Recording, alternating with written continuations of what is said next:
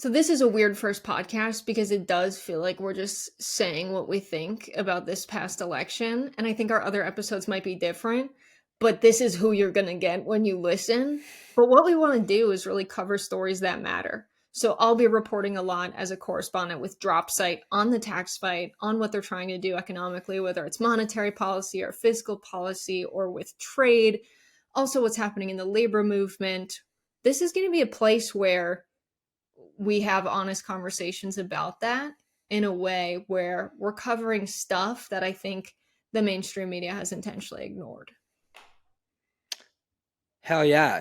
I'm here for comic relief. I'm just kidding. I can't do that very well, but let's see. Yeah, we're here. We are starting a podcast. What a weird time to start a podcast, just as you said, Jessica. But I think now more than ever, what's clear to me, in case we hadn't covered this in our initial conversation, is that the time for a working class revolution in our politics is nigh, dear sweet listener. We are all watching as it gets harder to just earn money going to work. We're watching a set of problems before us that we're going to have to live through, and we are kind of locked out of talking about and solving them. And I really think I look forward to covering in this podcast ways to turn power to working class people, to talk about the news in terms of how things are going to affect working class people, to hold institutions that claim to represent working class people to account. And the work that I've done in the past, I've come from Appalachia, and I like to, I work with More Perfect Union and independently, and I like to do big picture cultural and political pieces where the central question is, how do people who share the same class interest get to a place where we can live the life that we deserve in a country that tells us that it is ours to run when it doesn't feel like that a lot of times? And what I hope to get to in this podcast is talk about the road to get there, because we're a long way away, but I think we have a fresh start now, and we have everything ahead of us. And we don't have to be constrained by a lot of the stuff that got us to a result like we saw on Tuesday. And if you're looking around and you're wondering what to do, I hope you can find some power in the stuff that we talk about here. Yeah, I think that was good, John. I don't know what else. Everyone should smash, like, and subscribe. Like, subscribe, share, and check out John's work. I think he was too humble in describing it, so see it for yourselves.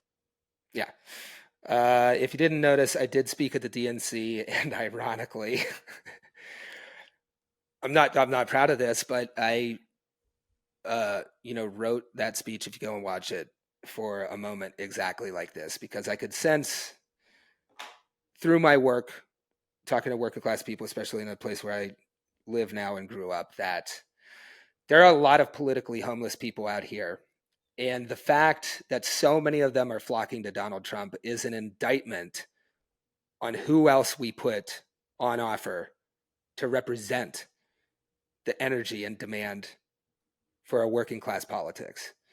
And that's what I tried to outline in the DNC speech, that as long as we have these two parties, we have got to make one of them into the home for a lot of people of all races, genders, and demographics who are searching for a political home right now, and the only place they're finding is Donald Trump.